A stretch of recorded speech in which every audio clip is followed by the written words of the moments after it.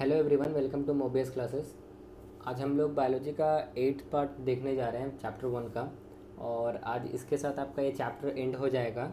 उसके बाद एक सेशन मैं और ले लूँगा, देखूँगा सिचुएशन पे, जिसके हिसाब से कुछ इंपॉर्टेंट क्वेश्चंस भी मैं करवा दूँगा, क्योंकि चैप्टर को मैंने काफ़ी डिटेल में पढ़ाया है। तो कुछ कुछ अगर क्वेश्चंस बनेंगे तो कुछ कुछ क्वेश्चंस एक वीडियो में मैं और कर लूँगा। उसके बाद फिर मैं इसके सेकेंड पार्ट मतलब सेकेंड चैप्टर पे जाऊँगा, ठीक है। तो आज हम लोग पढ़ रहे थे प्रीवियस क्लास में ट्रांसपोर्ट सिस्टम के बारे में, जिसमें हम लोगों ने ब्लड सर्कुलेटरी सिस्टम के बारे में पढ़ा। तो मैंने बताया था कि एक और ट्रांसपोर्ट सिस्टम होता है, दो ऐसे मैकेनिज्म होते हैं बॉडी के अंदर जो कि ट्रांसपोर्ट में मदद करते हैं। एक तो हमारा ब्लड सर्कुलेटरी सिस्टम हो गया, और आज हम लोग देखेंगे लिम्फेटिक सिस्टम के बारे में, ठीक है। तो लिम्फेटिक सिस्टम के बारे में देखेंगे तो सबसे पहले हम इसको चलते हैं वन बाय वन समझते हुए कि आखिर ये चीज़ है क्या, ठीक है। इसको थोड़ा जूम कर लेते हैं, ठीक। देखिएगा, लिम्फेटिक सिस्टम क्या होता है। ये एक ट्यूब का तरह का रचना होता है। अगर हम इसको समझना चाहें, इसको फिगर के रूप से, बॉडी के अंदर बहुत पतले पतले थ्रेड लाइक हम बोल सकते हैं कि रचना पूरे बॉडी में फैले हुए होते हैं, जिसको हम लोग, जैसे हम लोग ब्लड के बारे में, ठीक है, ब्लड के बारे में पढ़े थे तो ब्लड वेसल्स के बारे में जाने थे, तो वहाँ पे था आर्टरीज था, वेंस था। और ये आर्टरीज आगे जा करके क्या करते हैं, थिन ट्यूब में कन्वर्ट होते हैं, जिसको हम लोग कैपिलरीज बोलते हैं। और कैपिलरीज क्या करता था, वेंस और आर्टरीज को क्या करता था, कंबाइन करता था। तो आखिर ये लिम्फेटिक सिस्टम होता क्या और इसका क्या रोल है। तो सबसे पहले अगर हम यहाँ से आपके पॉइंट पे, यहाँ पे अगर सिंपली लिखा हुआ है कि टू ड्रेन दो substances that cannot be drained और reabsorb by the blood system. जो ब्लड के ज़रिए जो चीज़ एब्जॉर्ब नहीं किया जा सकता, रीअब्जॉर्ब नहीं किया जा सकता, उसको बहाव नहीं मिल सकता, ब्लड के ज़रिए जो चीज़ नहीं हो सकता, उसको एब्जॉर्ब करने का, उसको ट्रांसपोर्ट करने का काम किसका है, हमारा लिम्फेटिक सिस्टम का। और ये फिगर में ये जो आप ग्रीन ग्रीन सारा ये देख रहे हैं ना, ये सब सारा क्या है, आपका लिम्फेटिक सिस्टम है। यानी कि लिम्फेटिक सिस्टम जितने भी लिम्स हैं, लिम्स जितने भी होते हैं, लिम्स तो एक फ्लूइड हो गया जिसके अंदर लिम्स वेसल्स हो गए या लिम्स कैपिलरीज हो गए, ये सब सारे जो बॉडी के अंदर रन कर रहे हैं, इसको हम लोग लिम्फ कैपिलरीज कहते हैं, ठीक है। तो वन बाय वन देखते हैं क्या है पहले, ठीक है। तो एक ऐसा सिस्टम जिसमें क्या होगा कि पतले पतले ट्यूब्स, ठीक है, पतले पतले ट्यूब्स जिसको हम लोग लिम्फ वेसल्स कहते हैं, क्या हम उसको लिम्फ नोड्स कहते हैं। नोड्स का मतलब बताए थे जहाँ पे कोई दो चीज़ जॉइंट होते हैं, जैसे आप देख सकते हो फिगर में देखोगे इस तरीके से, ये डॉट वाला जो स्ट्रक्चर दिख रहा है यहाँ पे इस तरीके से, जहाँ पे, तो ये सब लिम्फ नोड्स कहलाते हैं। क्या कहलाते हैं, तो लिम्फेटिक सिस्टम जो होता है वो आपका एक ट्यूब होता है जिसका कलेक्शन जिसका होता है किस किस का, लिम्फ वेसल्स का, जिसको हम लोग लिम्फेटिक्स बोलते हैं, लिम्फ नोड्स का, ठीक है। और एक लिम्फ का होता है, क्या होता है, लिम्फ का। लिम्फ जनरली एक फ्लूइड होता है, एक लिक्विड होता है, जो कि क्या करता है कि पूरे ट्रांसपोर्टेशन में मदद करता है। जैसे कि ब्लड सर्कुलेटरी सिस्टम में ब्लड एक मेजर रोल प्ले करता है ट्रांसपोर्टेशन में, उसी तरीके से लिम्फेटिक सिस्टम में लिम्फ एक मेजर रोल प्ले करता है ट्रांसपोर्टेशन में।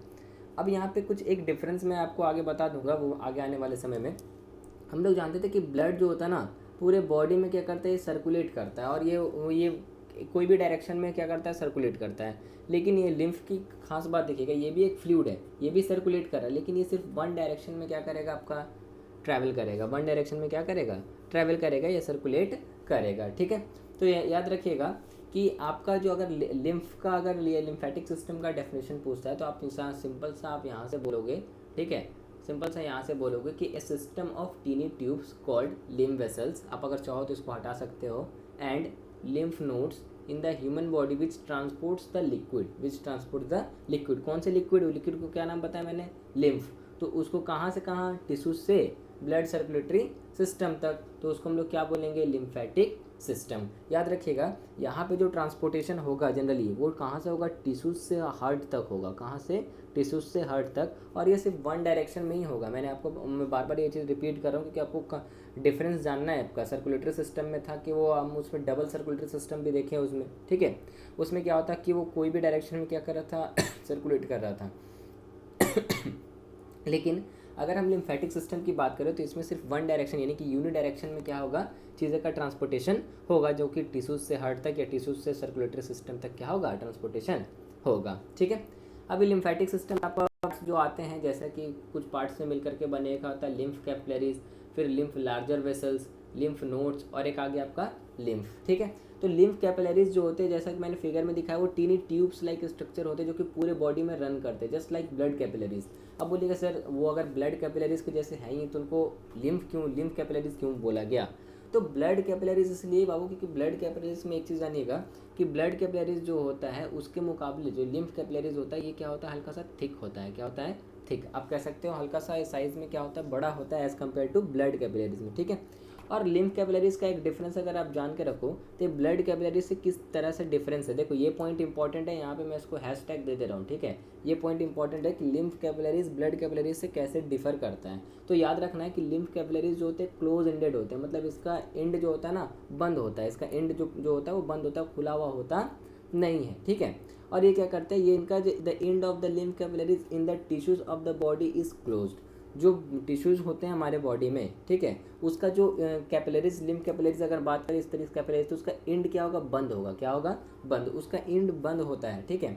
और इसका जो आपका पोर्स होता है लिम्फ कैपिलरीज का वो बड़ा होता है as compare to blood capillaries. जैसे कि मैंने बताया कि इसका जो वॉल होगा लिम्फ कैपिलरीज का वो क्या होगा, बड़ा होगा as compare to blood capillaries. जैसा कि मैंने बताया कि ब्लड कैपिलरीज के कंपैरिजन में जो लिम्फेटिक कैपिलरीज जो होते हैं, लिम्फ कैपिलरीज जो होते हैं वो क्या होते हैं, बड़े होते हैं। क्या होते हैं? बड़े होते हैं। उनका वॉल साइज़ क्या होता है, हल्का बड़ा होता है, ठीक है।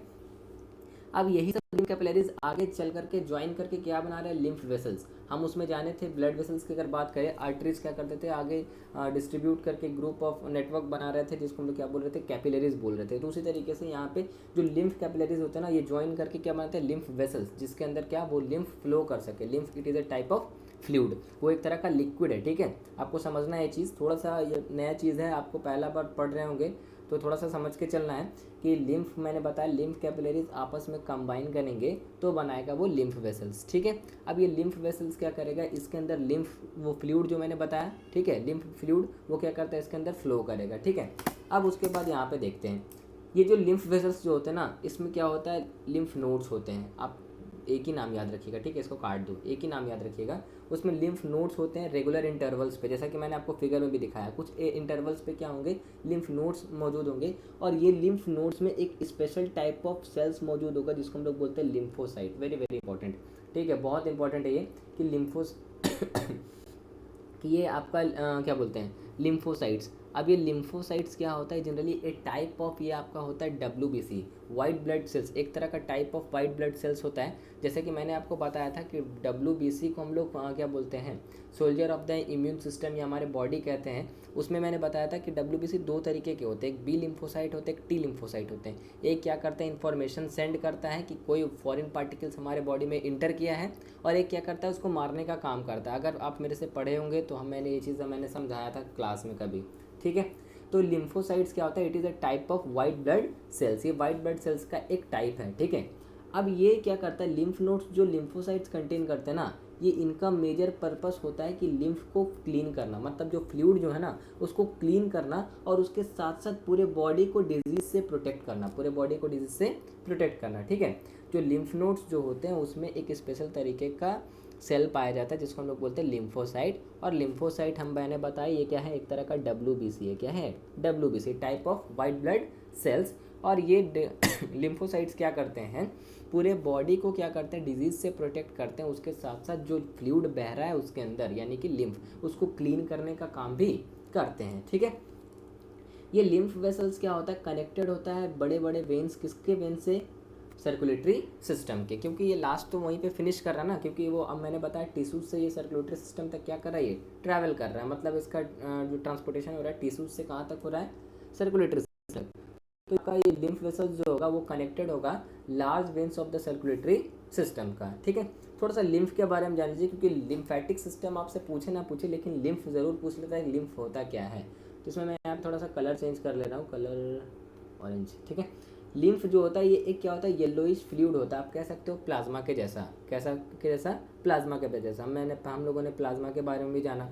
अब यहाँ पे एक सवाल आता है, सर ये लिम्फ लाल क्यों नहीं होता, रेड नहीं क्यों नहीं होता, तो इसमें RBC नहीं होते, इसमें RBC नहीं होते, याद रखिएगा, it doesn't contains RBC, that is why it is not red in colour, ठीक है।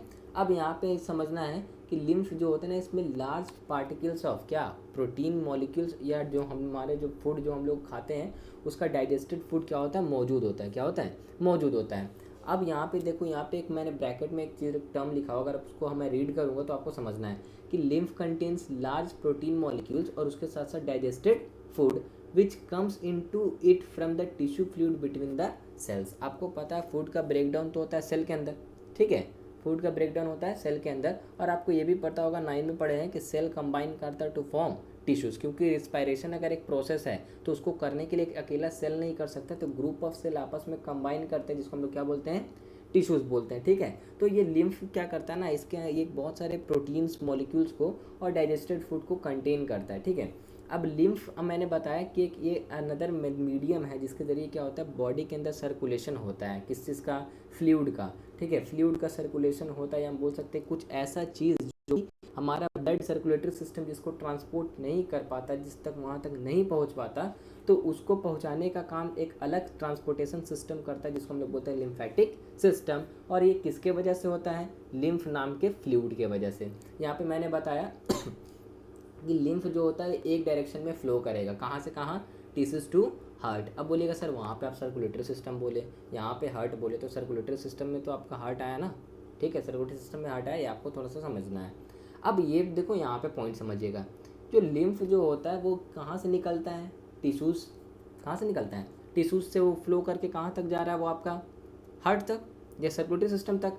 तो ये क्या करता है, जितने भी आपके क्या बोलते हैं, कहाँ पे दिया हुआ, जितने भी आपके, ठीक है, जितने भी आपके वो क्या बोलते हैं, जो वेस्ट मटेरियल होते हैं, वेस्ट मटेरियल बॉडी के अंदर, यानी कि जो टिश्यूज़ के ज़रिए जो वेस्ट मटेरियल जो एक्सक्रीट होता है या सेल के ज़रिए एक्सक्रीट होता है, उसको कैरी आउट करता है, उसको कैरी आउट ये करता है। और जनरली ये क्या होता है, ये आपका बाहर रहता है, मतलब ये सेल के तो अंदर ये नहीं है ना, ये लिम्फ जो फ्लूइड है सेल के अंदर तो नहीं बह रहा है, ये टिश्यूज से बाहर से, टिश्यूज से कहाँ से जा रहा है, ये आपका सर्कुलेटरी सिस्टम में, तो इसलिए इसको एक्स्ट्रा सेलुलर फ्लूइड बोलेंगे। मतलब ये क्या होता है, ये सेल के अंदर फ्लूइड नहीं होता, ये क्या होता है, सेल के बाहर फ्लूइड होता है। क्योंकि यहाँ पे मेंशन साफ साफ कर रखा है कि since lymph is derived from the tissue, वो क्या कर रहा है, टिश्यू फ्लूइड से ही वो क्या कर रहा है, डेराइव कर रहा है, जो टिश्यू में जो फ्लूइड है उससे वो निकल रहा है, ठीक है, उससे वो निकल रहा है, जो कि क्या होता है कि रिमेन करता है सेल के बाहर, सेल के बाहर। इसीलिए इसको क्या बोलते हैं कि एक्स्ट्रा सेलुलर फ्लूइड बोलते हैं, क्या बोलते हैं इसको, एक्स्ट्रा सेलुलर फ्लूइड बोलते हैं, ठीक है। ये जो लिम्फ होते हैं वो कंटेन करते हैं कि स्पेशल वाइट ब्लड सेल्स, मैं जिसको मैंने बताया, जिसको हम लोग लिम्फोसाइट्स कहते हैं, वो क्या करते हैं, बॉडी से में इन्फेक्शन से या कोई पर्टिकुलर डिजीज से फाइट करने में क्या करते हैं, मदद करते हैं, ठीक है। तो टेंशन लेके ही पढ़ना है आपको, लिम्फेटिक सिस्टम से उतना कुछ नहीं देखने को मिलेगा, बट फंक्शंस थोड़ा ध्यान रखिएगा कि फंक्शंस क्या होता है। जैसा कि ये क्या करता है, डाइजेस्टेड फूड और एब्जॉर्ब फैट को कैरी करता है, क्या करता है, कैरी करता है फ्रॉम द इंटेस्टाइन, इंटेस्टाइन से उसको कैरी करने में मदद करता है। लिम्फ, जिसको हम लोग लिम्फेटिक सिस्टम कहते हैं या फ्लूइड बोलते हैं, वो क्या करता है, हमारे बॉडी को प्रोटेक्ट करता है जर्म्स से, ठीक है, जो कि ड्रेन्ड आउट हो जाता है। ड्रेन्ड आउट मतलब समझते हैं, बॉडी टिश्यूज से बाहर जो निकलता है, किसके मदद से, with the help of lymphocytes, क्योंकि मारता जो जर्म्स हैं हमारे, ठीक है, जो कि टिश्यूज से जो जितने भी आपके फ्लूइड बाहर निकलते हैं, ठीक है, टिश्यूज से जो फ्लूइड आपके लिम्फ जो बाहर निकलते हैं, उसको किल कौन करता है, आपको मैंने बताया WBC, वहाँ पे इसका एक टाइप होता है लिम्फोसाइट्स, वो लिम्फोसाइट्स क्या करता है, उसको किल करने में मदद करता है, और उसके साथ साथ वो एंटीबॉडीज़ भी बनाता है, जो कि वो उस एंटीजन या पैथोजन से लड़ने में मदद करता है, ठीक है। उसके बाद अगर हम लिम्फ की बात समझे, तो लिम्फ क्या होता है, ये क्या करता है, वेस्ट प्रोडक्ट को, जैसे कि जब हम हमारे बॉडी के अंदर अगर कोई भी सेल डेड कर जाते हैं या टूट जाते हैं, तो उसको रिमूव करने का भी काम ये करता है, क्योंकि ये सब सारा काम जो होता है ब्लड सर्कुलेटरी सिस्टम नहीं कर सकता, ठीक है, ब्लड सर्कुलेटरी सिस्टम नहीं कर सकता, इसीलिए इन सब चीज़ों का ट्रांसपोर्टेशन के लिए एक special type of transportation system का ज़रूरत पड़ता है, इसको हम लोग क्या बोलते हैं, लिम्फेटिक सिस्टम, क्या बोलते हैं इसको, लिम्फेटिक सिस्टम। तो ये था आपका लिम्फेटिक सिस्टम के बारे में। अब हम लोग अपना लास्ट टॉपिक पे आते हैं, जिसको हम लोग क्या बोलते हैं, एक्सक्रीशन, क्या बोलेंगे, एक्सक्रीशन, ठीक है। तो एक्सक्रीशन के बारे में जानने से पहले सारा चीज़ हम लोगों ने पढ़ लिया पूरे डिटेल में। अगर मैं यहाँ पे थोड़ा सा डेफिनेशन ही के बारे में बताना चाहूँ, तो आपको ये डेफिनेशन कॉमनली सबको पता है कि जब हम लोग फूड इनटेक करते हैं तो हमारे बॉडी में बहुत सारा टॉक्सिक सब्सटेंस बनता है, मतलब वेस्ट बनता है, और वो वेस्ट का बॉडी से बाहर निकलना बहुत ज़रूरी है। तो जिस प्रोसेस के ज़रिए ये बाहर निकलते हैं उसको हम लोग क्या बोलते हैं, एक्सक्रीशन, क्या बोलते हैं उसको, एक्सक्रीशन। और जनरली अगर हम बात करें तो ये जो आपका टॉक्सिक वेस्ट जो होते हैं, ये एक फॉर्म में होते हैं, इसको हम लोग क्या बोलते हैं, नाइट्रोजनस वेस्ट, क्या बोलते हैं आपको, नाइट्रोजनस वेस्ट के रूप में ये बाहर निकलते हैं, ठीक है, नाइट्रोजनस वेस्ट के रूप में। अगर आपको जैसे हम यहाँ पे एक चीज़ लिखा हुआ है कि एक्सक्रीशन जो होता है वो प्लांट्स और एनिमल्स में होता है, तो कॉमन सी बात है, सबको पता है भाई, ठीक है, कि प्लांट्स और एनिमल्स में ये होगा। कुछ चीज़ें मैं आपको थोड़ा सा डिटेल में समझा दे रहा हूँ। जैसे ये नाइट्रोजनस के रूप में जो वेस्ट जो हमारे, चाहे हम यूरिन के थ्रू अगर हम एक्सक्रीट करें, ठीक है, यूरिन के थ्रू एक्सक्रीट करें, या अगर हम बात करें किसी तो अगर हम एक्सक्रीट करें, अगर हम इसके वेस्ट मटेरियल जो होता है, जो ह्यूमन फेसेस की बात करें तो वो एक्सक्रीट करें, तो वो भी आपका नाइट्रोजनस वेस्ट के रूप में ही बाहर निकलता है। तो यहाँ पे एक सवाल आता है कि ये जो वेस्ट निकलता है वो वेस्ट कंटेन क्या करता है। तो जो जनरली ह्यूमन वेस्ट जो होता है वो आपका कंटेन करता है यूरिया। क्या कंटेन करता है? यूरिया। और यूरिया एक आपका ऑर्गेनिक कंपाउंड है। अगर आप केमिस्ट्री पढ़ोगे तो इसका एक फार्मूला भी होता है NH2CONH2, जिसको हम लोग यूरिया बोलते हैं, ठीक है। ये नाइट्रोजन का हम बोल सकते हैं नाइट्रोजन का पार्ट है। क्या है? नाइट्रोजन का पार्ट है। जैसे कि अगर हम बात करें कि डायमंड की, या हम बात करते किसकी, कार्बन, हाँ, कार्बन की बात करें तो उसके बहुत सारे एलोट्रॉप्स होते हैं। तो नाइट्रोजन के अंदर, नाइट्रोजन से मिलकर बहुत सारे कंपाउंड बनते हैं, तो उसमें से एक आपका ऑर्गेनिक कंपाउंड आता है यूरिया। और ये कब रिलीज होता है? जब ह्यूमन के ज़रिए जो वेस्ट होता है उसमें ये कंटेन होता है। यहाँ पे कुछ मैं वर्ड लिख दे रहा हूँ जो कि इंपॉर्टेंट है, वो आपको समझना है। अगर कोई ऑर्गेनिज्म जैसे कि वो जनरली मैन ही का हम बात कर रहे हैं, जो यूरिया क्या करेगा, रिलीज़ करेगा एज ए वेस्ट के रूप में, ठीक है, एज ए वेस्ट के रूप में, तो उसको यूरियोटेलिक बोलेंगे। क्या बोलेंगे उसको? यूरियोटेलिक। क्या बोलेंगे उसको? यूरियोटेलिक, ठीक है। कुछ ऐसे भी ऑर्गेनिज्म होते हैं जो कि यूरिक एसिड, मतलब यूरिक एसिड आप समझ रहे होंगे, वो भी क्या होता है? अमोनिया, ये सॉरी, नाइट्रोजन कंटेन करता है। तो जो यूरिक एसिड जनरली बर्ड्स, जितने चिड़िया वगैरह होते हैं, वो क्या करते हैं? यूरिक एसिड के फॉर्म में वेस्ट रिलीज़ करते हैं, तो उसको हम लोग बोलते हैं यूरिकोटेलिक। क्या बोलते हैं? यूरिकोटेलिक। मतलब वैसा ऑर्गेनिज्म जो कि क्या करेगा, वेस्ट जो रिलीज़ करेगा in the form of uric acid, तो उसको यूरिकोटेलिक। जो एक्सक्रीट करेगा in the form of urea as a क्या बोलते हैं, कंपोनेंट के रूप में, तो उसको यूरियोटेलिक। और कुछ एक ऐसे आते हैं जो कि एमोनिया के रूप में अगर रिलीज़ कर रहा है, ठीक है, एमोनिया के रूप में अगर रिलीज़ कर रहा है, तो जनरली ये इंसेक्ट होते थे, इसको बोलते हैं एम्यूनोटेलिक। क्या बोलते हैं इसको? एम्यूनोटेलिक, ठीक है, एम्यूनोटेलिक बोलते हैं, ठीक है, TELIC है, ठीक है। तो ये सब तो बात की बात है। ये कुछ आपका साइड से नॉलेज के लिए बता दिया, अगर आपको मन है तो आप रख सकते हो, नहीं तो बस एक्सक्रीशन का डेफिनेशन याद रखिए कि दोनों में होता है, आपका प्लांट्स में भी होता है और एनिमल्स में भी होता है, ठीक है।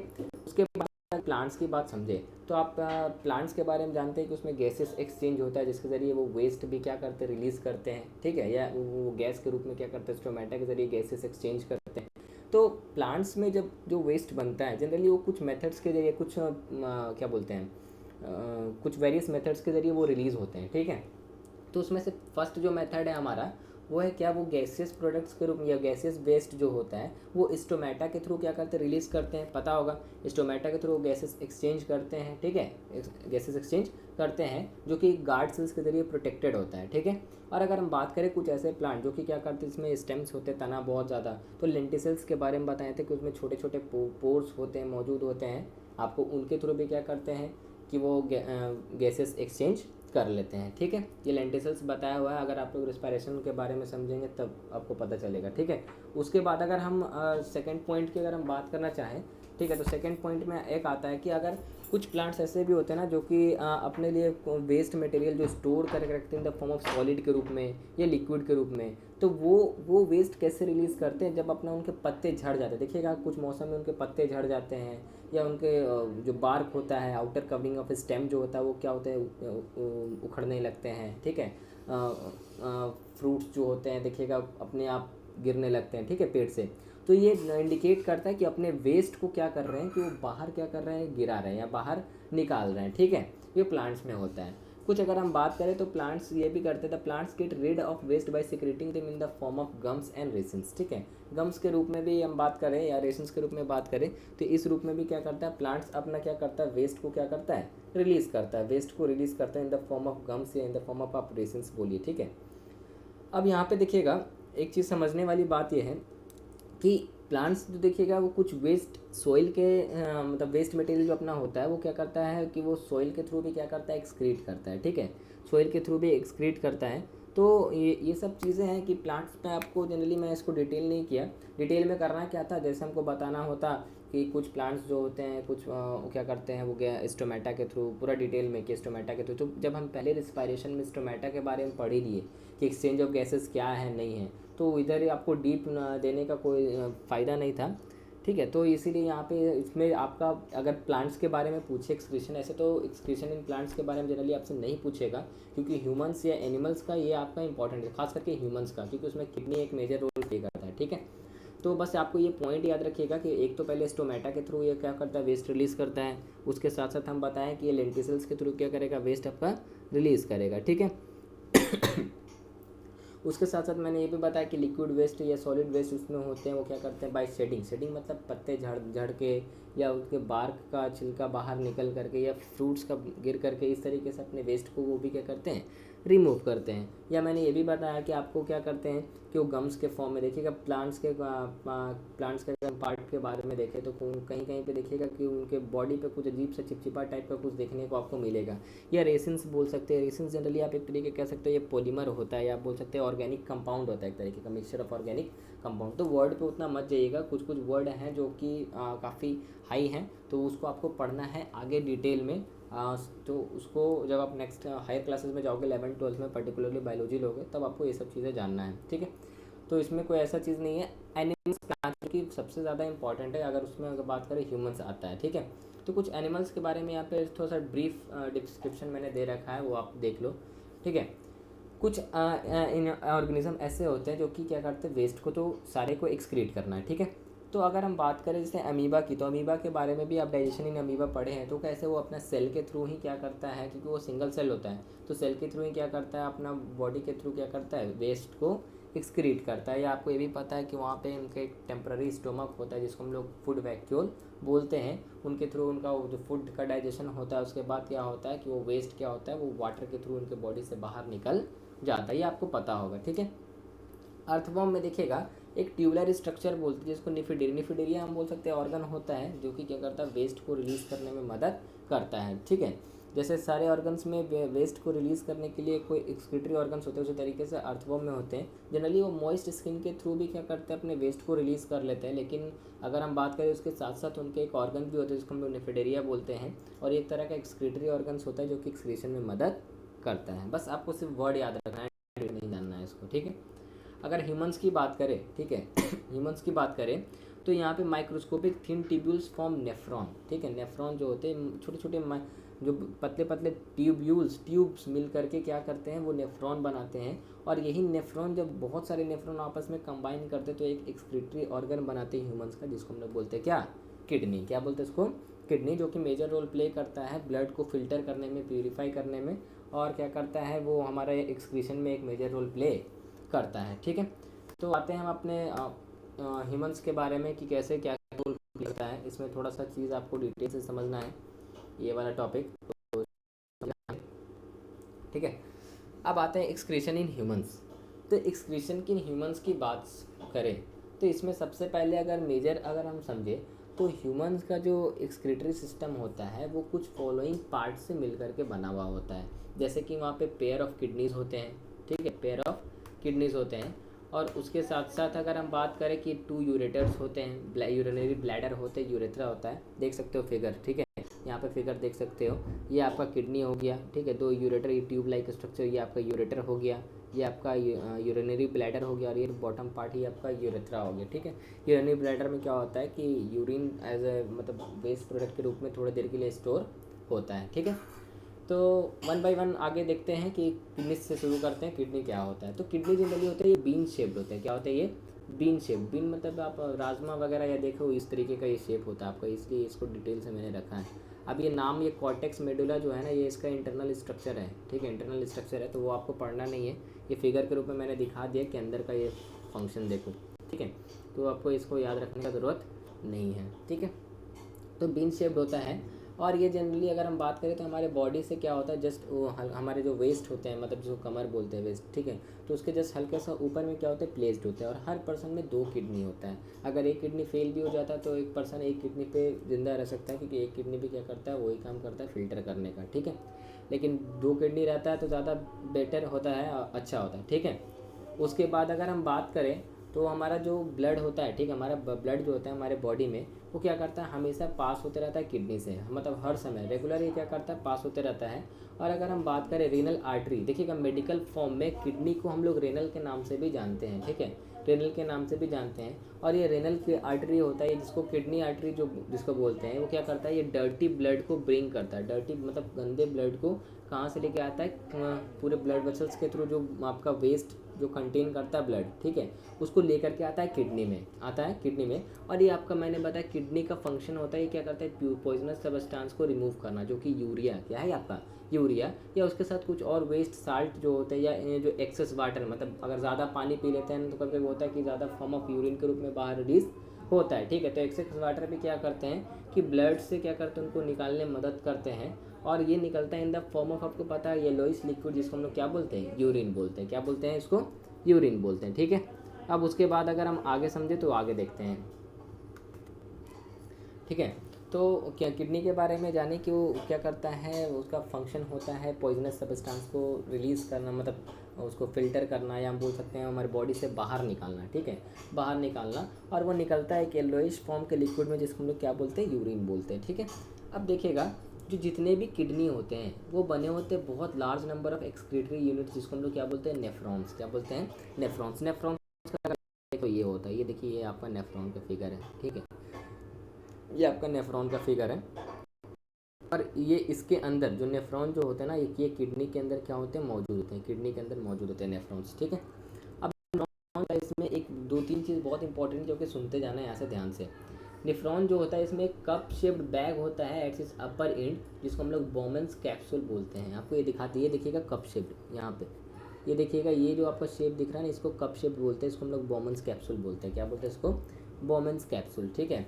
और इसका जो लोअर एंड जो होता है ना बोमेंस कैप्सूल का, एक ट्यूब लाइक स्ट्रक्चर होता है, जिसको हम लोग ट्यूब्यूल बोलते हैं। ट्यूब्यूल देखो इस तरीके से, ये आपका, ये है ना, ये ट्यूब लाइक, ये वाला, ये रेड वाला जो दिख रहा है, ये आपका वेन्स है या आर्टरीज है, ठीक है, इसको नहीं देखना है। ये येलो वाला जो दिख रहा है उसको देखना है, ये ट्यूब्यूल्स है, ये भी, ये सारा ट्यूब्यूल्स है, मतलब यहाँ पे स्टिक लाइक स्ट्रक्चर आपको देखने को मिल रहा है, ट्यूब लाइक।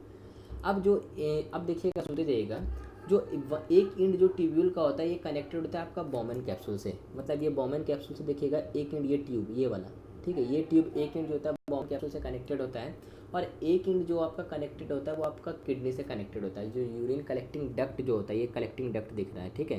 तो ये आपका वो क्या होता है, उससे जो यूरिन कलेक्टिंग डक्ट आप कह सकते हो, जैसे यहाँ पे आपका, इससे क्या होता है, ये कनेक्टेड होता है। क्या होता है, ये कनेक्टेड होता है। अब जो बोमेन कैप्सूल जो होता है ना, इसके अंदर बहुत सारे ब्लड वेसल्स, बहुत सारे जो हम ब्लड वेसल्स या बोल सकते हैं ब्लड कैपिलरीज जो होते हैं, छोटे छोटे कैपिलरीज होते हैं, इस तरीके से कॉइल्ड रूप में मौजूद होते हैं। देखिएगा अंदर में, यहाँ पे रेड में मैं दिखाना चाह रहा हूँ, इस तरीके से ये जो दिख रहा है ना, ये आपका होता है, क्या होता है, उसको बोलते हैं ग्लोमेरुलस। क्या बोलते हैं उसको, ग्लोमेरुलस। क्या बोलते हैं उसको, ग्लोमेरुलस बोलते हैं। प्लूरल फॉर्म में अगर चाहो तो उसको ग्लोमेरुली बोलोगे, ठीक है। तो आप याद रखिएगा, अगर आपसे पूछेगा व्हाट इज़ ग्लोमेरुलस, तो आपको बोलना है क्या, जो बोमन कैप्सूल के अंदर बहुत सारे कैपिलरीज का, ब्लड कैपिलरीज का जो बंडल होता है, उसी को हम लोग क्या बोलते हैं, ग्लोमेरुलस बोलते हैं, ठीक है। और ये जो ग्लोमेरुलस जो होता है, ग्लोमेरुलस जो होता है, इसका एक एंड अटैच होता है रेनल आर्टरी। देखो रेनल आर्टरी कहाँ है आपको दिखेगा, ये वाला जो आर्टरी दिख रहा है आपको, ठीक है, इसको रेनल आर्टरी बोलते हैं। ये यहाँ पे भी आप देख सकते हो इस तरीके से, ये वाला, ये आपका आर्टरी है, ये रेड वाला, ठीक है। तो ये जो वोमेंस कैप्सूल का एक एंड जो होता है, ये रेनल आर्टरी से आपका कनेक्टेड होता है, जो कि डर्टी ब्लड को लाता है कहाँ पे आपका, उसके अंदर। और ये ग्लोमेरुलस क्या करता है, इसका काम होता है फिल्टर करना। क्या करना, फिल्टर करना। तो देखिएगा, और जो अदर एंड जो होता है इसका, वो कहाँ से निकलता है आपका, बोमेन कैप्सूल से, बोमेन कैप्सूल से बाहर निकलता है एज ए ब्लड कैपिलरी। और ये क्या करता है, surround the nephron finally joint the renal well. देखिए ये वाला जो नेफ्रॉन है, ये क्या करता है, इसको सराउंड करता है, ये वाला इसको सराउंड कर रहा है। और क्या करता है, सराउंड करने के बाद ये रेनल वेन को क्या करता है, ज्वाइन करता है, ठीक है, रेनल वेन को ज्वाइन करता है। यहाँ पर देखिएगा एक आर्टरीज होता है और एक वेन्स है ना, तो ये रेनल वेन्स को क्या करता है, ज्वाइन करता है, ठीक है। अब ज्वाइन करने के बाद यहाँ पे क्या होता है, इनका ग्लोमेरुलस का फंक्शन क्या होता है, ग्लोमेरुलस का फंक्शन होता है कि वो ब्लड को फिल्टर करता है, जो ब्लड उसके जरिए जो पास हो रहा है उसको फिल्टर करता है। कहने का मतलब जो डर्टी ब्लड होते हैं, जिसके अंदर यूरिया हो गए, ठीक है, या और भी कुछ ऐसे वेस्ट वाटर हो गए, या बोल सकते हैं एक्सेस वाटर जो होता है, या आप कह सकते हो कि क्या बोलते हैं उसको, साल्ट्स जो हो गए, ये सब जो होते हैं उसको क्या करता है, फिल्टर करता है। तो ये फिल्टर करने ड्यूरिंग फिल्ट्रेशन के समय क्या होता है, कुछ सब्सटेंस जैसे ग्लूकोज हो गया, अमीनो एसिड्स हो गया, साल्ट हो गया, वाटर हो गया, एक्सेट्रा, ये सब जो होते हैं, ये क्या करता है, जो ब्लड में प्रेजेंट होता है, इसको जैसे ही बोमेंस कैप्सूल से पास होता है और ये टिब्यूल, नेफ्रॉन के टिब्यूल से इंटर करता है, मतलब पास होते हुए नेफ्रॉन के ट्यूब्यूल में इंटर किया, ये बोमेंस कैप्सूल से पास होते हुए नेफ्रॉन के ट्यूब्यूल में इंटर किया, तो ये फिल्ट्रेट कंटेंट जो यूजफुल सब्सटेंस होते हैं इसके अंदर, उसको क्या करता है, एब्जॉर्ब कर लेता है। क्या कर लेता है? अब बोलिए बोलिए सर ये यूजफुल सब्सटेंस क्या क्या हैं? तो ग्लूकोज, जो एमिनो एसिड्स होते हैं, ठीक है, प्रोटीन्स को बनाने में मदद करते हैं, ये सब को क्या करता है, एब्जॉर्ब कर लेता है, ठीक है। और इसको एब्जॉर्ब करने के बाद जो आपका जो वेस्ट मटेरियल होता है, यानी कि only the waste substance like urea या अनवांटेड साल्ट जिसकी कोई ज़रूरत नहीं है, एक्सेस वाटर जिसका कोई वो वजूद नहीं रह गया, उसको क्या करता है, उसको छोड़ देता है टिब्यूल के अंदर, बाकी सारा रीएब्जॉर्ब कर लिया जाता है ब्लड के थ्रू, ठीक है। मतलब जो वेस्ट जो रह गया उसको ये टिब्यूल में ही छोड़ दिया, ये टिब्यूल में ही छोड़ दिया, ठीक है, ये टिब्यूल में छोड़ दिया। और बाकी जितने भी आपके जो यूज़फुल न्यूट्रिएंट्स से आप बोल सकते हैं सब्सटेंस थे, उसको रीएब्जॉर्ब कर लिए। रीएब्जॉर्ब मतलब रीअब्जॉर्ब करके वापस से उसको एब्जॉर्ब करके उसको ब्लड में भेज दिया, ठीक है। अब जो लिक्विड वहाँ पे बचा कलेक्टिंग डक्ट के पास या टिब्यूल में, उसको जनरली क्या होता है, वो आपका यूरिन होता है। क्या होता है वो? यूरिन। और ये नेफ्रॉन क्या करता है, इसी यूरिन को क्या करता है, ठीक है, इसी यूरिन को क्या करता है, कलेक्टिंग डक्ट किडनी के पास लेकर के जाता है। ये कलेक्टिंग डक्ट देखोगे, कलेक्टिंग डक्ट ये वाला, और कलेक्टिंग डक्ट यहाँ से क्या करता है, ये यूरेथ्रा के थ्रू, आपका यूरेटर के थ्रू कनेक्टेड होता है, ठीक है। देखिएगा, collecting duct to kidney from where it is carried out to the ureter.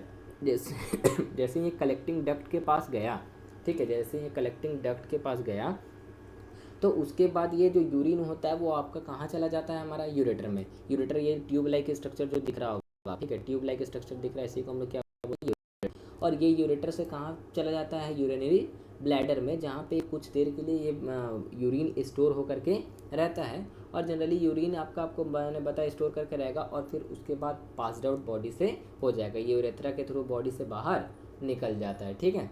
Urethra के थ्रू बॉडी से बाहर निकल जाता है। थोड़ा सा कॉम्प्लिकेटेड है, एक बार आप वीडियो को रिपीट करके देखिएगा हम क्या बोले हैं, ठीक है। हो सकता है रिकॉर्डेड वीडियो है तो कहीं ना कहीं आपको थोड़ा इशू लगे, ठीक है, क्योंकि आप बीच में तो पूछ नहीं रहे हैं, लेकिन 2 बार कम से कम वीडियो को ज़रूर देखिएगा ताकि आपको समझ में, ठीक है। अगर लिखने आएगा एक्सप्रेशन इन ह्यूमंस, अगर इसमें कुछ कुछ पॉइंट्स देखिएगा जो मैं एंटर करके रखा हूँ, तो वो तो कंपलसरी है, बीच का पॉइंट अगर जैसे मैं छोड़ कर रखा भी सकते हो, ठीक है। रेनल फेलियर जिसको हम लोग किडनी फेलियर भी कहते हैं। किडनी फेलियर जनरली 2 तरीके से हो सकते हैं, या तो अगर एक्सीडेंट हो गया या चोट लग गया या कोई भी तरह का बीमारी हो गया तो उसमें क्या होता है, किडनी फेल कर जाता है। तो उस कंडीशन में क्या होता है कि आदमी को ज़िंदा रखने के लिए या तो उस किडनी का ट्रांसप्लांटेशन, मतलब न्यू अल्टरनेट किडनी लगाया जाता है दूसरे पर्सन का, या हम बोल सकते हैं कि आप एक और मेथड जिसको हम लोग बोलते हैं आर्टिफिशियल किडनी पे भी रखा जाता है, जिसको डायलिसिस भी बोलते हैं। क्या बोलते हैं उसको? डायलिसिस। मतलब एक डिवाइस होता है, एक इंस्ट्रूमेंट होता है, ये देखिएगा इस तरीके का, के थ्रू क्या होता है, उस आदमी को जाता है, क्योंकि उनका सारा एक्सक्रीशन का प्रोसेस जो होता है, या जो बोलते हैं ना कि ब्लड को फिल्टर करने का प्रोसेस जो होता है वो डायलिसिस मशीन के थ्रू ही होता है, ठीक है।